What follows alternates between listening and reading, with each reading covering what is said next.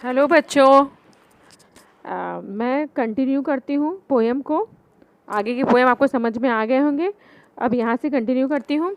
है बिखेर देती है वसुंधरा सबके सोने पर, है बिखेर देती वसुंधरा मोती सबके सोने पर, रवि बटोर लेता है उनको सदा सवेरा होने पर।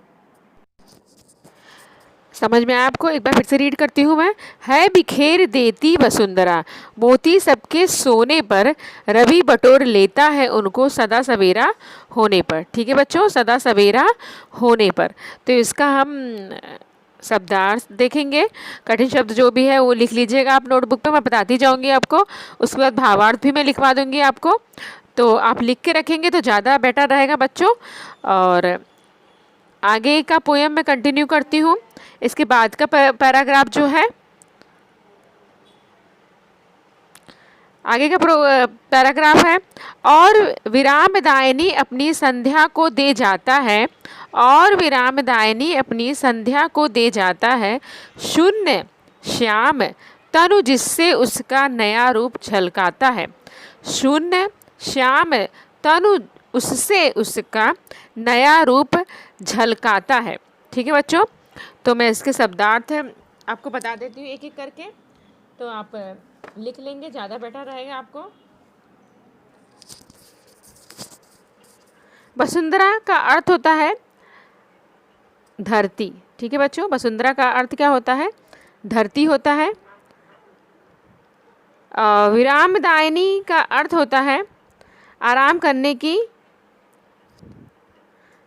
वसुंधरा जैसे मैंने बताया कि धरती होता है, पृथ्वी होता है, विरामदायिनी यानी विश्राम देने वाली, आराम देने वाली, और श्याम यानी कि काला, तनु यानी कि शरीर। वसुंधरा यानी कि पृथ्वी या धरती, विरामदायिनी यानी कि विश्राम देने वाले या आराम देने वाली। ठीक है बच्चों, और श्याम यानी कि काला, और तनु यानी कि शरीर। और भी मैं थोड़ा सा एक्सप्लेनेशन कर देती हूँ आपको। तनु यानी कि शरीर, शून्य यानी कि आकाश को कहा गया है। ठीक है बच्चों, यहाँ पर शून्य किसको कहा गया है? आकाश को कहा गया है। चलिए मैं आपको बताती हूँ, इसके भावार्थ लिखवा देती हूँ आपको। चलिए मैं आपको इसका भावार्थ लिखवा देती हूँ। और यहाँ पे कवि जो है वो समझाना चाहते हैं कि है बिखेर देती वसुंधरा मोती सबके सोने पर, यानी कि कवि कहना चाहते हैं कि चांद तारों की तुलना मोती से करते हुए कह रहे हैं जब सब लोग सो जाते हैं। ठीक है, जब पृथ्वी के लोग जब सो जाते हैं तो पृथ्वी आकाश में चांद तारों के रूप में मोती को बिखेर देती है। ठीक है, किसके रूप में? मोती के रूप में बिखेर देती है। और जब सवेरा होता है यानी कि रवि बटोर लेता है उनको सदा सवेरा होने पर। और रवि जो होता है, रवि यानी कि सूर्य जो होता है, वो जब सुबह होती है तो वो सारी मोतियों को क्या करता है? बटोर लेता है। ठीक है, अर्थात सुबह जब उजाला होता है तो आकाश में चांद तारे जो होते हैं वो छुप जाते हैं। ठीक है, समझ में आया आपको? आगे समझा देती हूँ मैं दूसरा पैराग्राफ का। और विरामदायिनी अपनी संध्या को दे जाता है।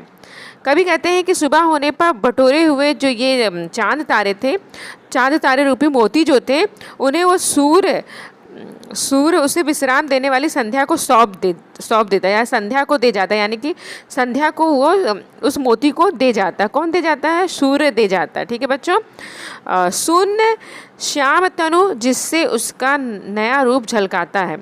अर्थात शाम होने पर के बाद चांद तारे आकाश में फिर चमकने लग जाते हैं और वो मोतियों का आभास कराने लग जाते हैं। इससे रात्रि की लालिमा जो होती है बहुत तेज होती है, प्रकाशमान होती है और नए रूप में झलकने लग जाती है। ठीक है बच्चों, समझ में आया? जो सुबह में बटोरे हुए जो चांद तारे रहते हैं वो विश्राम मोती जो है, मोती को सूर्य उसे विश्राम देने वाली संध्या को क्या करता है? सौंप जाता है, शाम को दे जाता है। ठीक है, और फिर वो क्या करता है? और वो मोतियों को आभार कराने वाली रात्रि में लालिमा जो है प्रकाशमान होती है और इस तरह से नए रूप में झलकती है। ठीक है, आपको भावार्थ लिखवा देती हूँ मैं, लिख लीजिए आप लोग भावार्थ।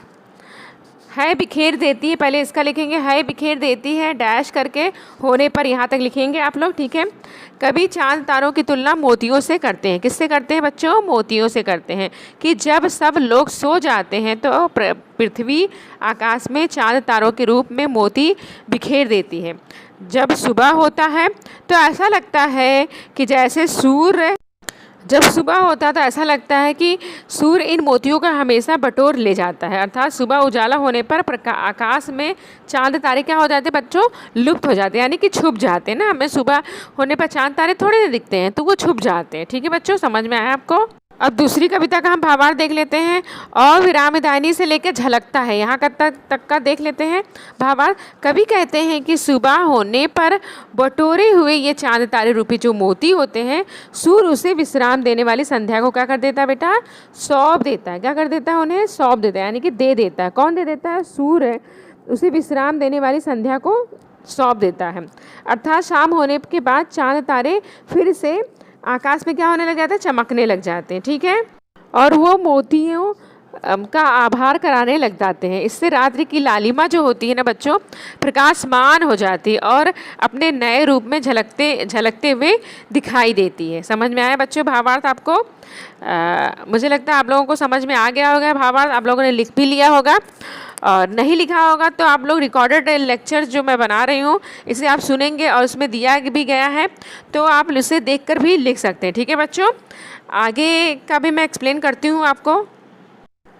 आपको भावार्थ सब समझ में आ गए होंगे।